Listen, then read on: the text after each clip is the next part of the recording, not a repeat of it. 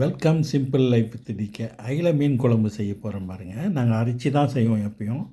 தேங்காய், பூண்டு, காரத்துக்கு மிளகாய் தூள், தனியாத்தூள் சேர்த்துக்கிறேன். மிளகு அரைச்சி செஞ்சால் ரொம்ப டேஸ்ட்டாக வரும். சீரகம், மஞ்சத்தூள், தக்காளி, வெந்தயம் கொஞ்சம் சேர்த்தணும், புளி எல்லாம் போட்டு அரைச்சிக்கணும். வானலில் எண்ணெய் காஞ்சிட்டு வெங்காயம் கருவேப்பிலை போட்டு வதக்கிறேன். வதக்கிட்டு தக்காளி சேர்த்துக்கிறேன்.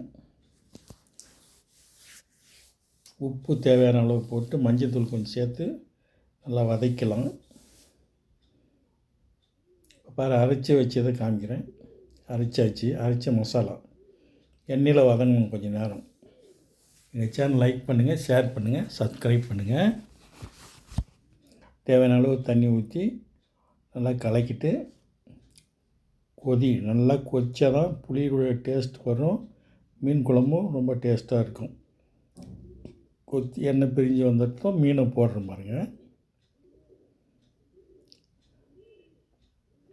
10 நிமிஷம் மீன் போட்டதும் கலக்காமல் அப்படியே விட்டுடணும்.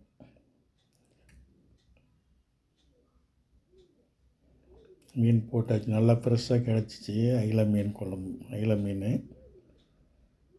ஏற்கனவே வஜ்ர மீன் குழம்பு போட்டுருக்கோம்.